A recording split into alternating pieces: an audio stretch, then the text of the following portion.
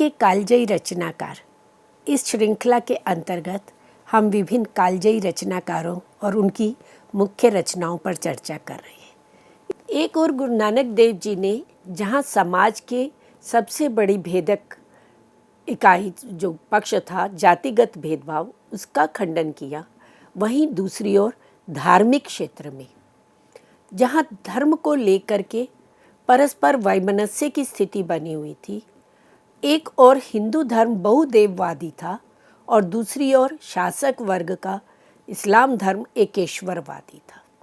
तो दोनों में वैमनस्य की स्थिति बनी हुई थी। तो गुरु नानक देव जी ने बहुदेववाद का खंडन करते हुए एक ओंकार ये मूल मंत्र देकर आध्यात्मिक जगत में न केवल परमात्मा के एक होने की बात को पुनर्स्थापित किया, बल्कि सामाजिक समरसता के नए आयाम भी प्रस्तुत कर दिए।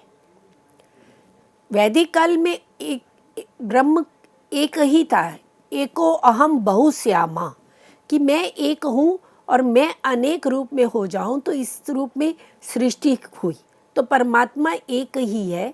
तो ये जो बात थी वो मध्यकाल तक आते आते बहुदेववाद में परिवर्तित हो गई थी। अनेक देवी देवताओं की उपासना की जाने लगी और वैष्णव धर्म, शैव धर्म, शाक्त धर्म, इन सभी संप्रदायों में परस्पर वैमनस्य बना रहता था। शाक्त शक्ति की उपासना करते थे, वे उसे श्रेष्ठ मानते थे।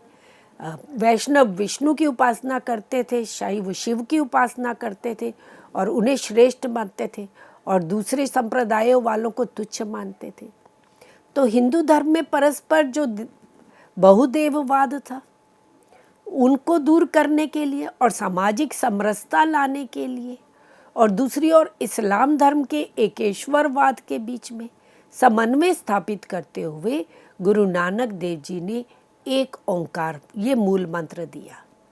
और ये गुरु ग्रंथ साहब का प्रारंभ ही इसी से होता है। ना हिंदू ना मुसलमान, कि कोई हिंदू नहीं है, कोई मुसलमान नहीं है, ये सब समाज में स्वार्थवश बनाए गए भेद है। परमात्मा एक ही है, उसे हम अल्लाह कहें, ईश्वर कहें, राम कहें, कृष्ण कहें, किसी भी नाम से पुकारें, वो एक ही है। हम उन्हें विभिन्न नामों से पुकार सकते हैं अपने भाव के अनुसार, परंतु मूल सत्ता जो है वो एक ही है। और इस तरह से उन्होंने जो समाज में सांप्रदायिक भेदभाव बना हुआ था उसका खंडन किया और समाज में सांप्रदायिक सद्भाव लाने का, सौहार्द स्थापित करने का प्रयास किया। हिंदुओं और मुसलमानों दोनों को अपनी अपनी धर्मगत जो उनकी संकीर्णताएं थी उनका परित्याग कर आचरण की पवित्रता एवं शुद्धता को धारण करने पर बल दिया। जहाँ एक और ब्राह्मण को सच्चा ब्राह्मण कौन है ये बताते हैं, वहीं मुसलमान को भी वे संबोधित करते हैं कि असली रोज़ा क्या है, असली नमाज पढ़ना क्या है, असली कलमा क्या है, असली तस्बीह जो माला हिंदुओं में माला जपते हैं और इस्लाम धर्म में तस्बीह जपी जाती है, तो वो क्या है ये समझाते हैं। तो वो कहते हैं मिहर मसीती, कि परमात्मा की जो मेहर है, दया है, वो ही मसीत, मसीत अर्थात मस्जिद, मस्जिद जो है वो ईश्वर की, अल्लाह की मेहर ही है। सिदक मुसल्ला, और सिदक श्रद्धा का भाव, सदका करना, श्रद्धा रखना, वही मज़ा। हक हलाल की कमाई ही कुरान है।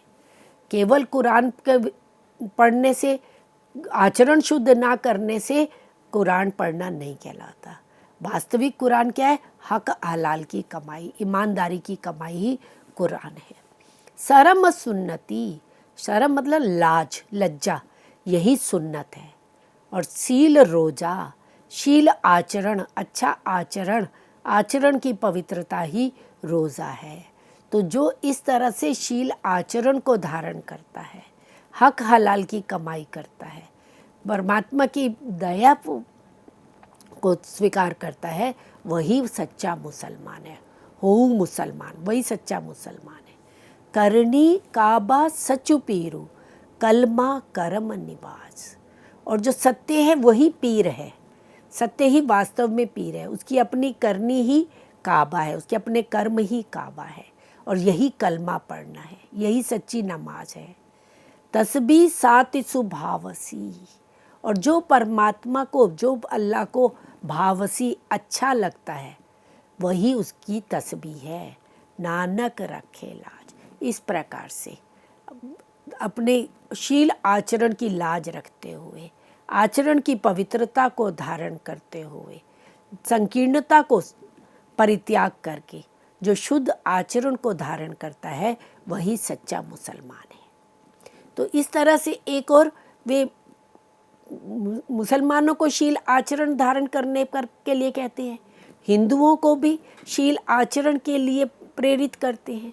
और दूसरी ओर नाथ योगी सिद्ध, जो विभिन्न सिद्धियों के अहंकार से युक्त हो गए थे और जो अपने चमत्कार दिखा करके भोली भाली जनता को भयभीत कर रहे थे, डरा रहे थे। कहीं आकाश में उड़कर दिखा देते थे, कहीं हाथ में राख लेकर के सोना बना देते थे। तो इस तरह से विभिन्न सिद्धियों के माध्यम से वो जो सब भटके हुए थे और जिन्होंने बाह्य आडंबर धारण कर रखे थे, अनेक पाखंड धारण करना, कानों में मुद्रा धारण करना, गले में गुदड़ी धारण करना, झोली पकड़ना, तो वो सब जो बाह्याचार थे, गुरु नानक देव उनकी व्यर्थता सिद्ध करते हैं और सच्चे योग की युक्ति अपनाने पर बल देते हैं कि वास्तव में सच्चा योगी कौन है। केवल कानों में मुद्रा धारण कर लेना ही, कान छिदवा लेने वाला ही योगी नहीं है। मुंदा संतोष, जिसने संतोष वृत्ति को धारण कर लिया, वही मुद्रा है। सरम पत झोली ध्यान की करही विभूति, और जो श्रम की झोली को धारण करता है और जो ध्यान परमात्मा में लो लगाता है, ध्यान लगाता है, वही शरीर पर भस्म मलना है, विभूति भस्म लगाना है।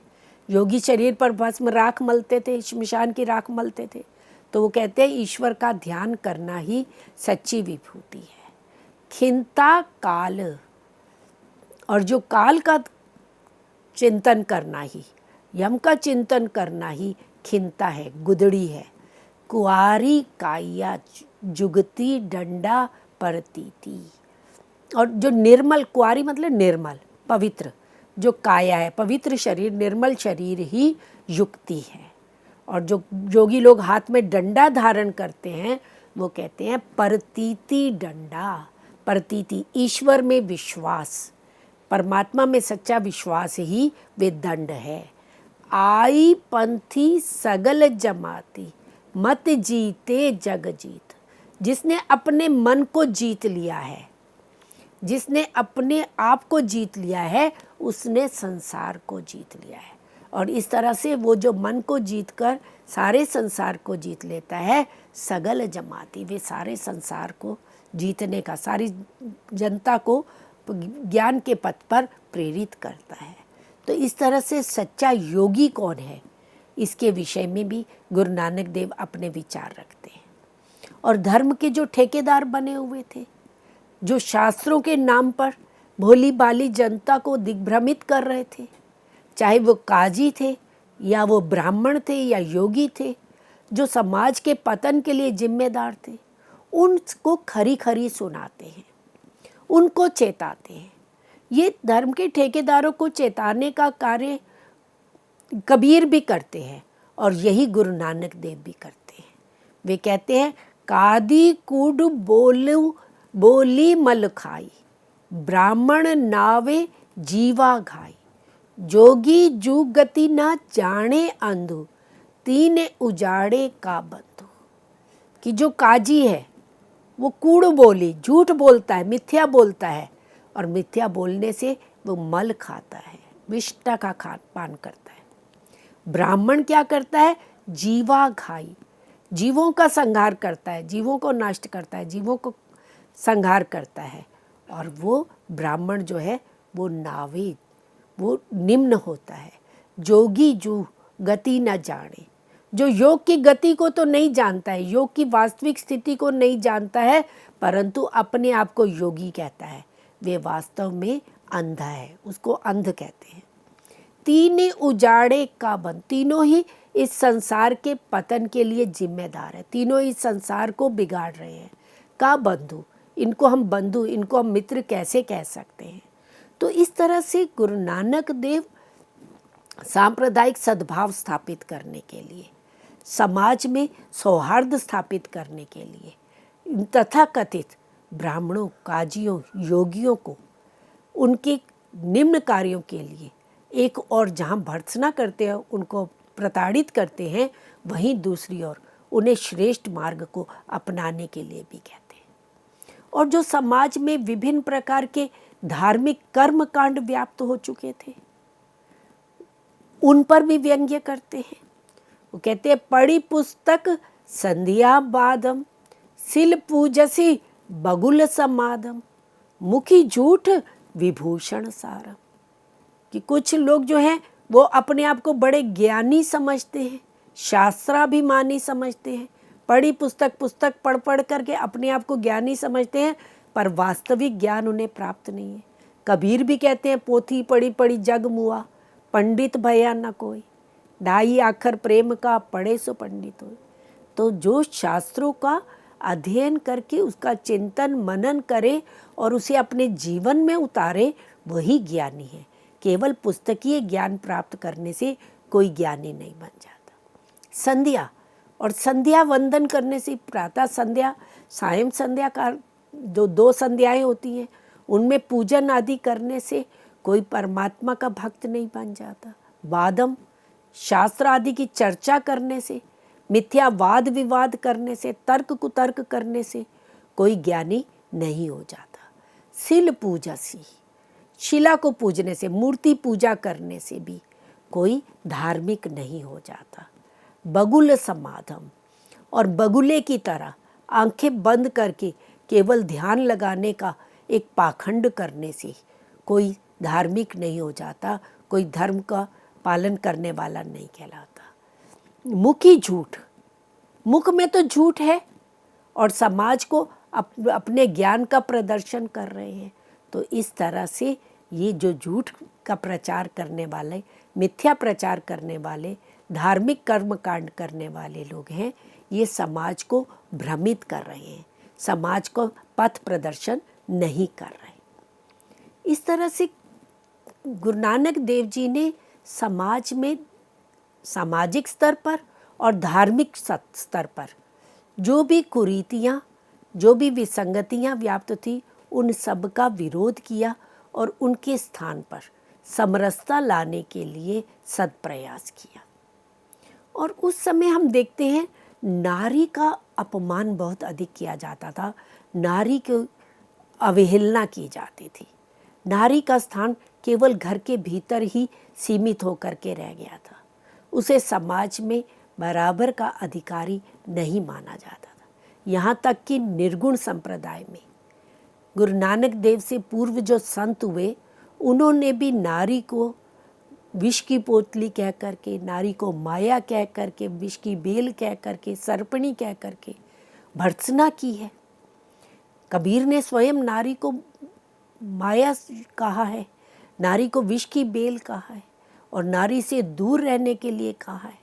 परंतु गुरु नानक देव जी ने पहली बार मध्यकाल में नारी को गौरव प्रदान कर समाज में प्रतिष्ठित करने का श्रेष्ठ कार्य किया है, वरेण्य कार्य किया है।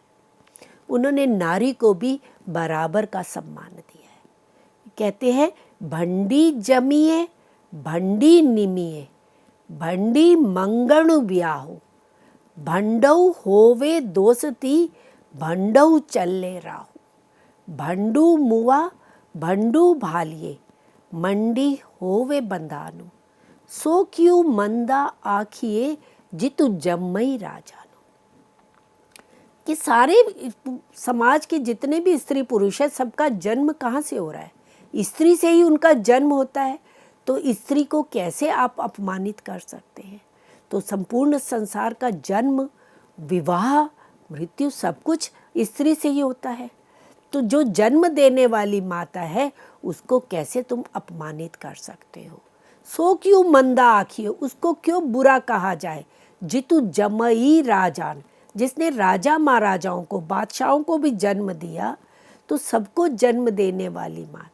और वही स्त्री जिसके बिना विवाह संपन्न नहीं हो सकता, जिसके बिना कोई धार्मिक कार्य संपन्न नहीं हो सकता, और एक स्त्री के मरने के पश्चात पुरुष फिर दूसरी स्त्री की ढूंढता है, तलाश करता है। तो ऐसे भंडू मुआ भंडू भालिए, भंडी होवे बंधार। तो ऐसे स्त्री के लिए उसको प्रताड़ित करना, उसको बराबर का स्थान ना देना, ये समाज में तुच्छ है। और इस तरह से नारी को गौरव प्रदान करने का एक श्रेष्ठ कार्य गुरु नानक देव जी ने समाज में किया और समाज में नारियों को बराबर का स्थान दिया। और नानक वाणी की जो केंद्रीय विचारधारा है, वे मानव विरोधी सभी प्रकार की रूढ़ियों का प्रतिकार करना है। चाहे वो धर्म के क्षेत्र में थी, चाहे वो समाज के क्षेत्र में थी, हर प्रकार की रूढ़ी को का प्रतिकार करना। और नानक वाणी में बृहत्तर मानव समाज के प्रति आस्था का स्वर मुखरित किया गया है। जहाँ मानव को तुच्छ दृष्टि से देखा जा रहा था, वहाँ मानव समाज के प्रति आस्था का स्वर गुरु नानक देव मुखरित करते हैं। और मानव जीवन की मूल्यवत्ता, उसकी सार्थकता का समर्थन करते हैं। अंधविश्वास और अंधश्रद्धापूर्ण कुरीतियों का, कुप्रथाओं का विरोध करके परस्पर प्रेम, एकता, बंधुत्व और समता का प्रचार करते हैं। गुरु नानक देव ऐसे महामानव थे जिन्होंने समाज में ऊंच नीच, छुआछूत, अपने पराए सभी सीमाओं का व्यतिक्रम करते हुए, समाज की विषम परिस्थितियों में जीते हुए समाज का पथ प्रदर्शित किया, समाज को समता और प्रेम का संदेश दिया। इस तरह से सामाजिक सामरस्य लाने के लिए गुरु नानक देव जी ने व्यावहारिक धरातल पर भी अनेक प्रयास किए। उन्होंने सामूहिक लंगर की व्यवस्था की। ये एक स्वस्थ पद्धति का प्रारंभ हुआ, जहाँ सभी छोटे बड़े ऊंच नीच सब एक साथ बैठ कर के एक ही पंक्ति में भोजन कर सके। सेवा भाव को प्राथमिकता प्रदान की, सेवा को महत्व दिया। मानव मात्र की सेवा, जो भी प्राणी है, जो भी जीव है, उसकी सेवा को महत्व दिया, श्रम को महत्व दिया। बड़े बड़े योगी तपस्वी भिक्षा की वृत्ति की ओर बढ़ रहे थे, संन्यास धारण कर लेते थे और भीख मांग करके समाज में अपनी आजीविका चला रहे थे। तो गुरु नानक देव जी ने भिक्षा वृत्ति को तुच्छ कहते हुए, उसकी गणना करते हुए श्रम को महत्व दिया। स्वयं भी खेती करते थे और दूसरों को भी, जो भी उनके संपर्क में आते थे, जो भी भक्त आते थे, उन सबको भी श्रम का महत्व बताते थे। और सामूहिक रहने की व्यवस्था की, धर्मशालाएं बनी, जो भी आते थे वहाँ बैठते थे, उन सबके रहने की व्यवस्था की जाती थी। यही धर्मशाला अब आज गुरुद्वारे के नाम से जानी जाती है। सामूहिक प्रार्थना, सत्संग, कीर्तन, नाम जप, भजन को महत्व दिया, संगीत को महत्व दिया। स्वयं गाया करते थे और अपने साथ उन्होंने मर्दाना को और बाला को रखा हुआ था। तो जातिगत भेदभाव को दूर करने के लिए, धार्मिक भेदभाव को दूर करने के लिए बाला और मर्दाना उनको अपने साथ रखा। गुरु परंपरा में लहणा सिंह को अंगद नाम दे करके उसे अपना उत्तराधिकारी बना करके एक नवीन परंपरा का प्रारंभ किया। तो इस तरह से सामाजिक सामरस्य लाने के लिए व्यावहारिक धरातल पर भी गुरु नानक देव जी ने विभिन्न प्रयास किए और वो समाज में आज भी उसी रूप में ही स्वीकृत किए गए हैं। और गुरु नानक देव जी ने अपने समय के राजनीतिक जीवन को भी प्रत्यक्ष देखा। जब हम उनकी राजनीतिक चेतना की बात करते हैं तो हम देखते हैं कि उन्होंने 3 लोधी शासकों को, बाबर का आक्रमण को अपनी आंखों से स्पष्ट देखा और मुगल शासकों के अत्याचारों के विरुद्ध संघर्ष करने के लिए वातावरण तैयार करने में अग्रणी भूमिका गुरु नानक देव जी की रही। उस समय अधिकांश समाज हताश निराश हो चुका हुआ था, हतोत्साहित हो चुका हुआ था। वह मुगल शासकों के अत्याचारों के समक्ष अपने घुटने टेक चुके थे, परंतु गुरु नानक देव जी ने उनके विरुद्ध आवाज़ उठाई और संघर्ष के लिए समाज को तत्पर किया। और यहीं से वो गुरु परंपरा जो चली, आगे चल कर के हम देखते हैं गुरु गोविंद सिंह जी, गुरु तेग बहादुर जी किस तरह से सिख समुदाय को इकट्ठा करके, युवकों को तैयार करके और उन्हें मुगल शासकों के विरुद्ध तैयार करते, एक पूरी सिख सेना तैयार करते हैं और उनका मुकाबला करते हैं। तो बाबर जब यहाँ पर आए, गुरु नानक देव जी की जब चौथी यात्रा पूरी हुई थी, मक्का मदीना अफ़गानिस्तान से होते हुए जब वे वापस आते हैं तो करतारपुर के पास ही सैयदपुर में, जहाँ से उन्होंने पहली यात्रा प्रारंभ की थी, वहाँ बाबर का आक्रमण होता है। और जिस तरह से नृशंस हत्या हुई, जिस तरह से छोटे छोटे बच्चों को, स्त्रियों को प्रताड़ित किया गया, उनका सामूहिक बलात्कार किया गया, पुरुषों को जिस तरह से बांध करके मारा गया, जिस तरह से उनका नृशंस हत्या की गई, उसको गुरु नानक देव जी ने अपनी आंखों से प्रत्यक्ष देखा। और वे बाबर की सेना के लिए कहते हैं कि वो पाप की बारात लेकर के आया है। पाप की जंज ले काबलहू धाइया, जोरी मंगे दान वे लालो, सरम धर्म दुई छपी खलोए, कूड़ फिरे परधान बेलालो, खून के सोइले गावियई नानक, रतुका कुंगू पाई वे लालो। लालो गुरु नानक देव जी के एक भक्त थे।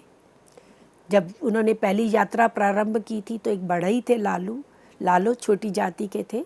उनके यहाँ वे भोजन स्वीकार करते हैं और जो वहाँ के जमींदार थे उनके घर का भोजन स्वीकार नहीं करते हैं।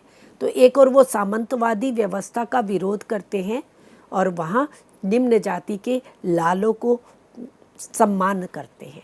उसी लालों को संबोधित करते हुए कहते हैं कि काबुल से पाप की बारात लेकर के बाबर आया है, जोरी मंगे दान, कि जोर जबरदस्ती करके बलपूर्वक वे लोगों से धन ले रहा है, धन छीन रहा है।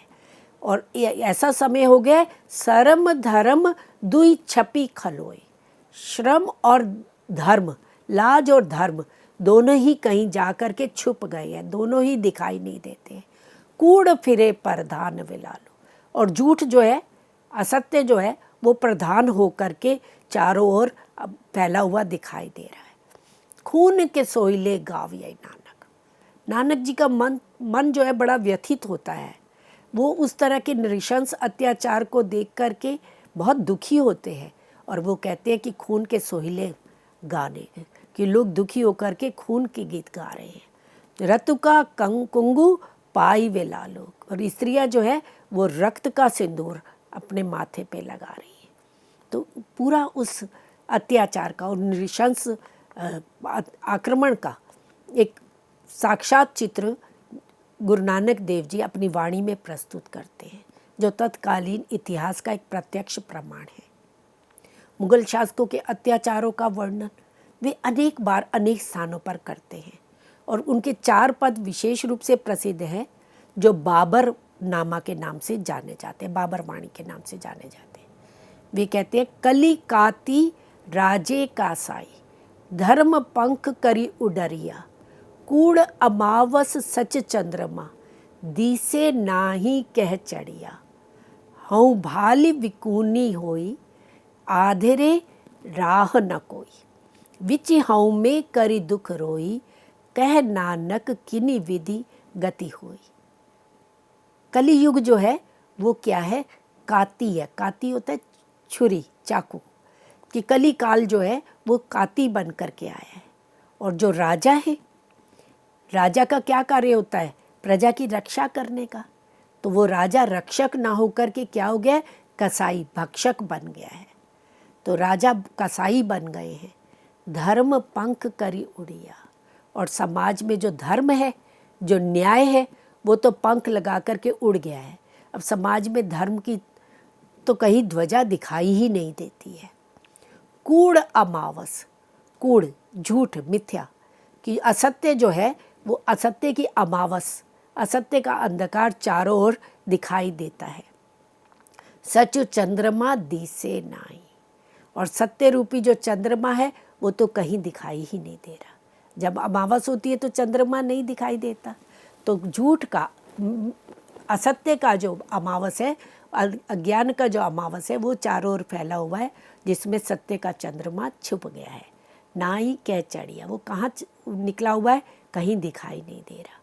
हूँ भली बिकूनी होई, यहाँ गुरु नानक देव जी अपने लिए कहते हैं कि हाँ, मैं भी बहुत ये सब देख करके बड़ा व्याकुल हो रहा हूँ, बिकूनी व्याकुल हो रहा हूँ। आंधेरे राह न कोई, इस अंधकार में कोई राह नहीं दिखाई दे रही है। समाज को इस अंधकार से, इस अत्याचारों से कैसे मुक्त किया जाए, ऐसी कोई राह नहीं दिखाई दे रही है। विची हऊ में करी दुख हो, और अहंकार, हऊ में मतलब अहंकार, अहंकार जो है वो और अधिक दुख देने वाला है। तो कहू नानक किन्नी विधि गति हुई, तो किस प्रकार समाज की गति होगी, समाज किस तरह से उन्नति करेगा, कुछ रास्ता नहीं दिखाई दे रहा है। एक और शासक वर्ग धर्मांध है, संकीर्ण मानसिकता से युक्त है, असहिष्णु हो रहा है, और जिसके कारण प्रजा का शोषण हो रहा है। प्रजा निरंतर असहाय, हताश, अवसाद से युक्त हो रही है। तो सत्ता व्यवस्था में जो भ्रष्टाचार व्याप्त हो गया था, उस भ्रष्टाचार की बड़ी निर्भीकता से अभिव्यक्ति गुरु नानक देव अपने वाणी में करते हैं कि राजा एक और नृशंस हिंसक हो चुके हुए हैं, रक्षक के स्थान पर भक्षक हो चुके हैं, और वहीं जो राज कर्मचारी हैं एक और वो चाटुकारिता में लगे हुए हैं, अपने राजाओं को प्रसन्न करने में लगे हुए हैं, और दूसरी ओर वे मांसभक्षी बन चुके हैं, प्रजा के शोषक बन चुके हुए हैं। तो उनके लिए गुरु नानक देव स्पष्ट शब्दों में कहते हैं, राजे सी मुकद्दम कुत्ते, कि राजा शेर की तरह हिंसक बन चुका है और जो मुकद्दम कर्मचारी हैं वो कुत्ते बन गए हैं। जाई जगाइन बैठे सुत्ते, चाकर नहदा पाई नहीं घाव, रतु पितु कुतियो। तो इस तरह से कुतियो चटी जाओ, कि कुत्ते की तरह वो मांस चाटते फिरते हैं, भक्षण करते फिरते हैं। तो राज व्यवस्था, सत्ता व्यवस्था में किस तरह से भ्रष्टाचार व्याप्त हो चुका था, इसका स्पष्ट चित्रण प्रस्तुत करते हैं। तो इस तरह से गुरु नानक देव जी ने राजनीतिक स्तर पर जो समाज की स्थिति हो रखी थी, कि सत्ता व्यवस्था का जो बाबर के आने के बाद जो एक भयावह स्थिति बन चुकी हुई थी, और इसका सबसे अधिक जो नुकसान है या सबसे अधिक इसको सहन किया पंजाब के लोगों ने। मुल्तान से पंजाब सीधा पहले आता था, बॉर्डर पे था, तो पंजाब में इनके बाबर के आक्रमणों को पंजाब के लोगों को अधिक सहन करना पड़ा। तो वहाँ जो विभीषिका हुई उसका एक साक्षात चित्र गुरु नानक देव प्रस्तुत करते हैं, और विकल्प रूप में सर्वव्यापी परमात्मा की शरण में जाने के लिए, उनका नाम जप करने के लिए, उनका सिमरन करने की बात करते हैं। आसादी वार जो उनकी रचना है, उसमें गुरु नानक देव जी की सामाजिक और राजनीतिक चेतना स्पष्ट रूप से उभर करके आती है। और इस तरह से जो गुरु नानक देव जी की सामाजिक समरसता के लिए जो प्रयास किया गया, यद्यपि उतना लाभ उस समय नहीं हुआ, परंतु एक प्रथम सोपान के रूप में वह प्रयास सराहनीय रहा। और आगे चल करके अन्य सिख गुरुओं ने, अन्य अनुयायियों ने उस पद पर चल करके मुगल शासकों का डटकर मुकाबला किया, उनका सामना किया। तो इस तरह से मित्रों, आज हमने श्री गुरु नानक देव जी की सामाजिक और राजनीतिक चेतना पर चर्चा की। नमस्कार।